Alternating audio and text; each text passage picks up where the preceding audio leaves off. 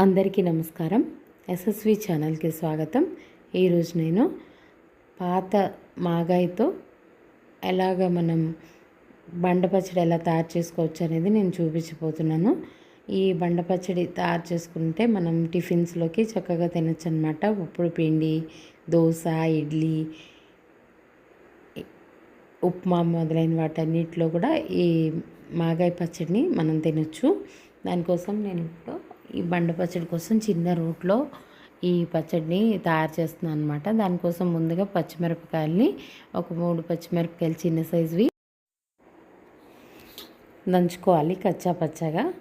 అవి దంచుకున్న తర్వాత ఉల్లిపాయ ముక్కల్ని కూడా సన్నగా కట్ చేసుకుని దానిలో ఒక పెద్ద సైజు ఉల్లిపాయని నేను తీసుకున్నాను అనమాట. దాంట్లో 3 వంతులు అంటే 3/4 వరకు మనము ఉల్లిపాయ ముక్కల్ని ఇందులో వేసి కచ్చపచ్చగా దంచుకోవాలి. వాటిని కూడా వీటన్నిటినీ కచ్చపచ్చగా దంచుకుంటే మాత్రమే టేస్ట్ బాగుంటుందన్నమాట. మెత్తగా పేస్ట్ లాగా మాత్రం చేయకూడదు.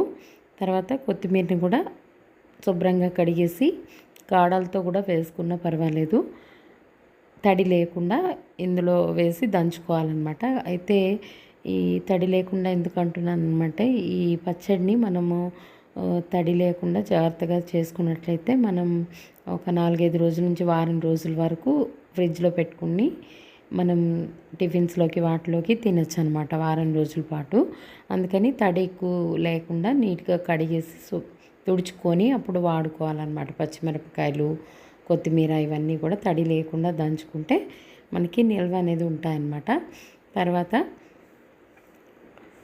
ఈ మాగాయి ఊరగాయ ఉంది కదా పాతది, దాన్ని తీసి దీంట్లో వేసుకొని మళ్ళీ ఈ మిశ్రమం అంతా అందులో మిక్స్ అయ్యే విధంగా నెమ్మదిగా దంచుకోవాలన్నమాట, పైకి చిందిపోకుండా. ఈ పాతకు పడే కొద్దీ మాగాయి ఊరగాయ అనేది ఆయిల్ అంతా పీల్చేసుకుంటుంది, తర్వాత గట్టిగా అయిపోతుంది. అంటే ఎండిపోయినట్టు, అంటే మనకి జ్యూసీగా లేకుండా ఓట పీల్చేసుకున్నట్టు ఉంటుంది కదా. అందుకని మనం ఇలా తయారు చేసుకుని తింటే చాలా టేస్టీగా ఉంటుంది.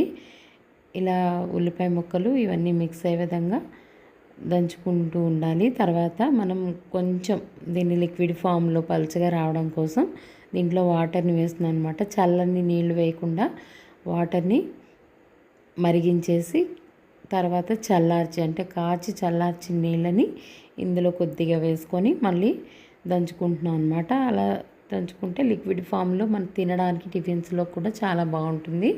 చివరగా మనం ముందుగా ఉంచి పెట్టుకున్న ఉల్లిపాయ ముక్కలను కూడా వేసేసి మళ్ళీ ఒకసారి దంచుకోవాలి. చూసారు కదా, పైకి మనకి ఆయిల్ అనేది తేలిపోయింది వాటర్ వేయగానే.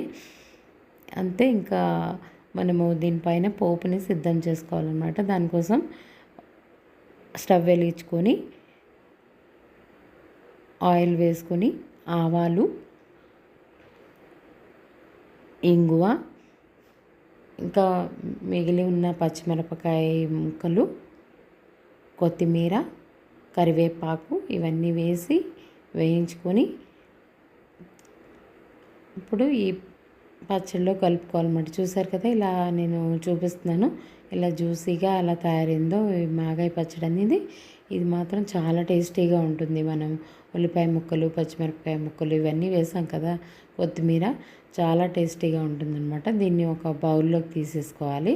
ఇలా జ్యూసీగా లిక్విడ్ ఫామ్లో అయిపోయింది కదా. దీన్ని మనం దోశ, ఇడ్లీ, ఉప్పుడు పిండి, ఉప్మా వేటిల్లో అయినా మనం తినచ్చు అనమాట. ఇప్పుడు ముందుగా వేయించి పెట్టుకున్న పోపుని ఇందులో వేసి మిక్స్ చేసేసుకోవాలి. ఇలా ఈ పచ్చడిని మనం వారం రోజుల పాటు మనం ఫ్రిడ్జ్లో పెట్టుకుని టిఫిన్స్ అన్నింటిలోకి యూజ్ చేసుకోవచ్చు అనమాట. ఇలా పాత పికిల్ మిగిలిపోయింది కదా అని పడే అవసరం లేదు. ఇలా తయారు చేసుకుంటే చాలా టేస్టీగా ఉంటుంది. ఈ వీడియో మీకు నచ్చిందా? అలా అయితే తప్పకుండా లైక్ చేయండి, సబ్స్క్రైబ్ చేసుకుని మీ ఫ్రెండ్స్కి, రిలేటివ్స్కి షేర్ చేయండి. Thank you for watching.